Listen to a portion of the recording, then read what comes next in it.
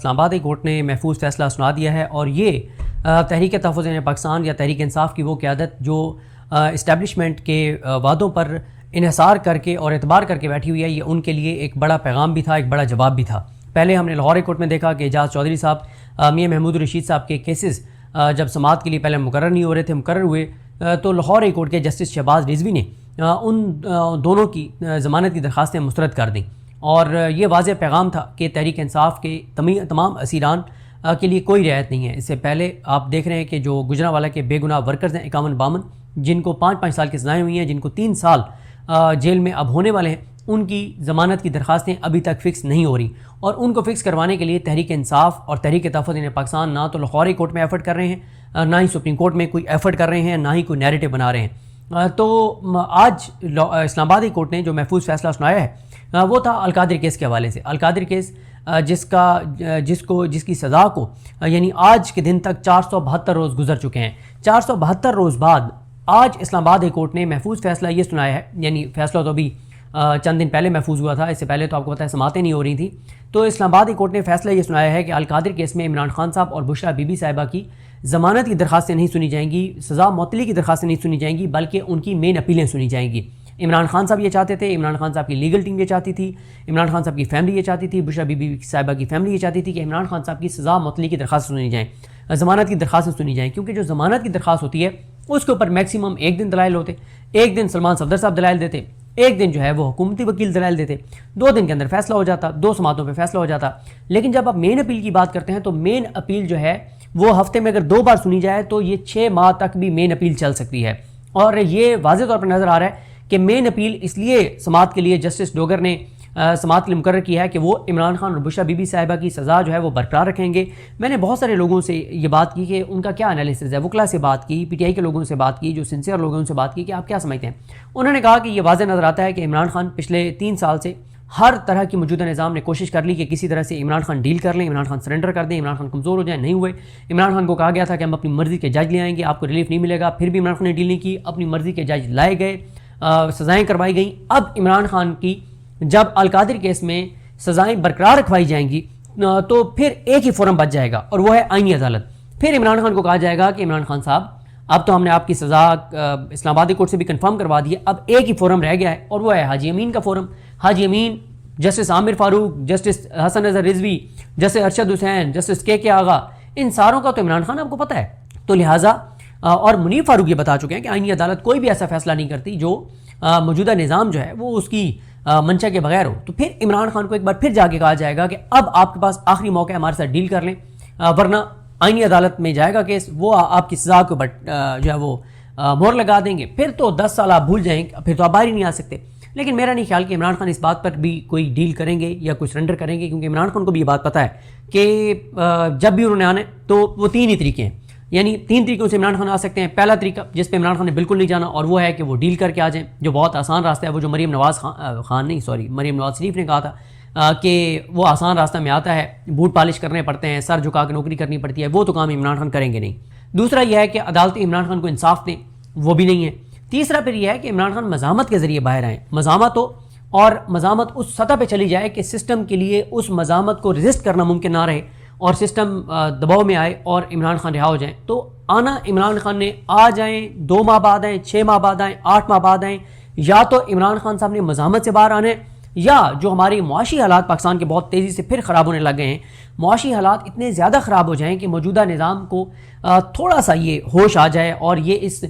تلخ حقیقت کو تسلیم کر لیں کہ جب تک آپ عمران خان کو جیل میں رکھیں گے، جب تک عدالتوں کو آزاد نہیں کریں گے، جب تک لوگوں کو انصاف نہیں دیں گے، جب تک آئین کو بحال نہیں کریں گے، جب تک انسانی حقوق کو بحال نہیں کریں گے، جب تک آزادی اظہار رائے کو بحال نہیں کریں گے، جب تک پاکستان میں امن نہیں لائیں گے، جب تک چادر کی تقدس کی پامالی کو بند نہیں کریں گے، جب تک ناانصافی کو ختم نہیں کریں گے، جب تک لوگوں کو اپنے لوگ نہیں سمجھیں گے، جب تک محاذرائی اور نفرت کو کم نہیں کریں گے، جب تک جبر بربریت فسطائیت کو ختم نہیں کریں گے، تب تک پاکستان کی معیشت نہیں چل سکتی، اور کوئی پاکستان میں آ کے انویسٹمنٹ بھی نہیں کرے گا۔ تو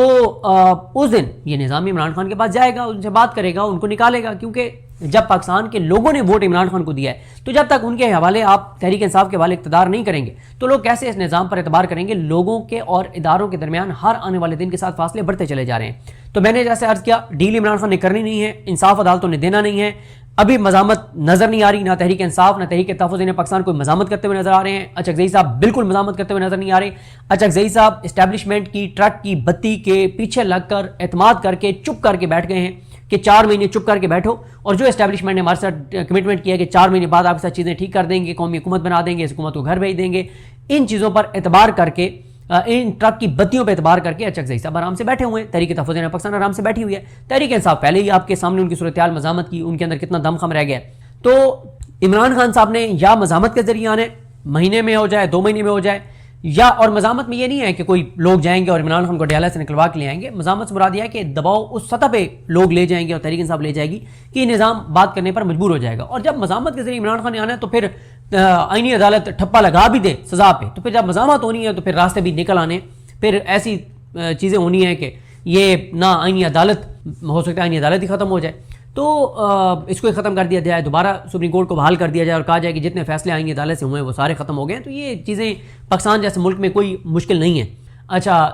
چوتھا میں نے آپ کو بتا دیا کہ اکانومی کے حالات اس نہج پر پہنچ جائیں کہ موجودہ نظام اس تلخ حقیقت کو تسلیم کر لے کہ 4 ماہ میں ہم نے 1 لاکھ سے زیادہ لوگوں پہ FIR کر کے دیکھ لیا، میڈیا کو مکمل طور پہ یرغمال بنا کے دیکھ لیا، تمام اداروں کو یرغمال بنا کے دیکھ لیا، الیکشن کمیشن کو استعمال کر کے دیکھ لیا، عدالتوں کو استعمال کر کے دیکھ لیا، آزاد ججز کو فارغ کروا کے دیکھ لیا،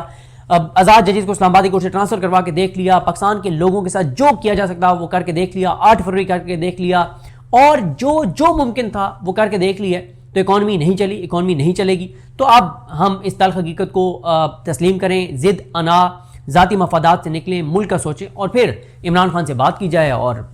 چیزوں کو نارملائز کیا جائے. تو پھر یہ چوتھا طریقہ ہے. تو بہرحال ابھی تک تحریک انصاف کی سوائے پریس ریلیز کے کوئی لائے عمل نہیں آیا، کوئی پریس کانفرنس نہیں ہوئی. تحریک انصاف نے اپنے عمل سے، تحریک تحفظ پاکستان نے اپنے عمل سے ہر چیز کو نارملائز کر دیا ہے، ہر چیز کو نارملائز کر دیا ہے. یعنی بڑے سے بڑی چیز بھی ہو جائے تو یہ چپ کر کے بیٹھے رہتے ہیں، ایک لفظ نہیں بولتے، جس سے موجودہ جو نظام ہے اس کی بے باکی میں اور اضافہ ہوتا ہے کہ یار یہ تو کوئی ہمارے سامنے ریزسٹنس نہیں ہے، کوئی بات ہی نہیں کر رہا، تو اب اگلا سٹیپ اٹھاؤ، اب اگلا سٹیپ اٹھاؤ. تو بہرحال یہ جو محفوظ فیصلہ آیا یہ بتاتا ہے کہ پس پردہ جو بھی وعدے کیے گئے ہیں تحریک تحفظ پاکستان کے ساتھ وہ صرف دھوکہ ہیں، فراڈ ہیں، وہ ٹائم گین کرنے کا ایک طریقہ ہے. اور یہ جو 4 مشکل ترین مہینے ہیں، آپ نے دیکھا کل کراچی میں 8 اموات ہوئی ہیں، تو یہ گرم ترین 4 مہینے ہوں گے پاکستان کی تاریخ کے. لوڈ شیڈنگ بہت زیادہ ہو رہی ہوگی، مہنگائی بہت زیادہ ہوگی، انسرٹینٹی بہت زیادہ ہوگی، غربت بہت زیادہ ہوگی، بہت زیادہ ہوگی، بے روزگاری بہت زیادہ ہوگی، مایوسی بہت زیادہ ہوگی، لوگ بالکل ناک تک آئے ہوئے ہوں گے، خودکشیوں پر مجبور ہوں گے. تو ایسے میں تحریک تحفظ پاکستان کو مینیج کرنا بہت ضروری تھا کہ کم از کم یہ 4 مہینے یہ بالکل ریزسٹ نہ کریں، بالکل مزاحمت کی طرف نہ آ جائیں، بالکل ایجیٹیشن کی طرف نہ آ جائیں، اور وہ نہیں جا رہے. تو اس لیے یہ 4 مہینے کی ٹرک کی بتی کے پیچھے ان کو لگایا گیا اور اس لیے کچھ نہیں کر رہے. باقی آج ابھی جب آپ یہ ویڈیو دیکھ رہے ہوں گے منگل کا آغاز ہو گیا ہوگا. عمران خان صاحب کی بہن علیمہ خانم صاحبہ نے ٹویٹ کر کے کہا کہ تمام پارٹی کے MNAs MPs ٹکٹ ہولڈرز عہدیدار آئیں، نہیں جائیں گے یہ، اور کیونکہ جو نہیں جائیں گے انہیں پتہ ہے کہ کون سا سلمان اکرم راجہ صاحب نے بطور سیکرٹری جنرل جو ہے وہ ہمیں شوکوز کر کے اور پارٹی سے فارغ کر دینا ہے، تو جانے کی ضرورت ہی نہیں ہے. تو اس لیے سلمان اکرم راجہ صاحب جب تک پارٹی کے اندر احتساب نہیں کرتے اور جب تک اکاؤنٹیبلٹی نہیں کرتے، جب تک یہ نہیں دیکھتے، بلیک اینڈ وائٹ میں رپورٹ جاری نہیں کرتے کہ یہ آیا تھا یہ نہیں آیا تھا، تو کوئی بھی نہیں جائے گا، کوئی بھی سیریس نہیں لیتا. ہونا تو یہ چاہیے تھا کہ پارٹی کی اناؤنس کرتی کہ جناب عمران خان کی بہنوں کے ساتھ ہم جائیں گے. عمران خان کی بہنوں کو خود کہنا پڑ رہا ہے کہ پارٹی ہمارے ساتھ آئے. معاملہ کس کا ہے؟ عمران خان صاحب کا ہے. تو آج یعنی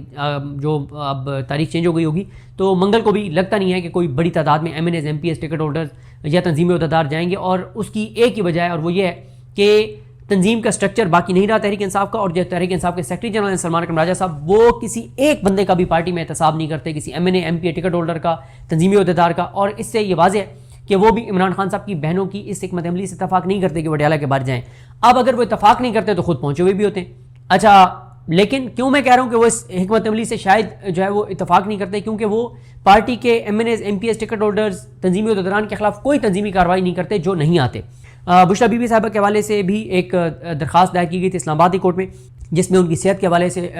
تھا، ان کے ذاتی معالجین تک ان کی رسائی کا تھا، ان کی فیملی کی ان سے ملاقات کا تھا، ان کی بیٹی کی طرف سے تھا. اس میں کیونکہ اڈیالہ جیل کے سپرنٹینڈنٹ کو ایک انہوں نے اپلیکیشن دی تھی، تو اب جسٹس ارباب محمد طاہر نے 2 دن بعد یعنی بدھ کے دن انہوں نے بلایا ہے اس کو اڈیالہ جیل کے سپرنٹینڈنٹ کو کہ ذاتی حیثیت میں آ کے اور بتایا کہ کیوں نہیں ملاقات کروا رہے، اور ان کی میڈیکل کنڈیشن کے حوالے سے، ڈاکٹرز کی رسائی کے حوالے سے. 7 تاریخ کو جسٹس ڈوگر نے عمران خان صاحب کی جو القادری کیس کی مین اور بشرا بی بی صاحبہ کے کیس کی جو مین اپیل ہے وہ لگا دیے، اور اسی طرح سے جو ٹویٹر کو بند کرنے کا کیس ہے اس میں جو سپرنٹینڈنٹ اڈیالہ جیل ہیں ان سے جواب مانگا گیا ہے، اور پی ٹی آئی کو پارٹی بنا کر اور پی ٹی آئی کو نوٹس کیا گیا ہے، اور یہ کیس جسٹس ارباب محمد طاہر کے پاس ہے۔ اس میں سلمان اکرم راجہ صاحب کا موقف بالکل درست ہے کہ عمران خان صاحب کے ٹویٹر اکاؤنٹ کا معاملہ ہے، عمران خان صاحب سے ملاقات کے بغیر میں کیسے ان کا موقف بطور وکیل بتا سکتا ہوں، لیکن ارباب محمد طاہر صاحب کہہ رہے ہیں کہ نہیں، آپ عمران خان سے ملے بغیر آپ موقف جو ہیں وہ عمران خان کا بیان کریں، اور اڈیالہ جیل کے سپرنٹینڈنٹ کہتے ہیں کہ ان کی کئی ملاقاتیں پہلے ہو چکی ہیں تو انہوں نے پوچھ لیا ہوگا۔ تو بہرحال یہ ساری صورتحال ہے، تو دیکھتے ہیں جی چیزیں کیسے آگے بڑھتی ہیں، لیکن جب تک تحریک تحفظ پاکستان اور تحریک انصاف مزاحمت نہیں کرتے، سنجیدہ نہیں ہوتے اور ایجیٹیشن نہیں کرتے، تب تک عمران خان کے لیے کوئی ریلیف نہیں ہے، اور اب تو ایک کے بعد ایک فیصلے سے یہ چیز واضح ہو رہی ہے۔ دیکھتے ہیں چیزیں کیسے آگے بڑھتی ہیں۔ مجھے اپنی دعاؤں میں یاد رکھیں۔ اللہ کریم ہم سب کا حامی ناصر ہو۔ اللہ حافظ۔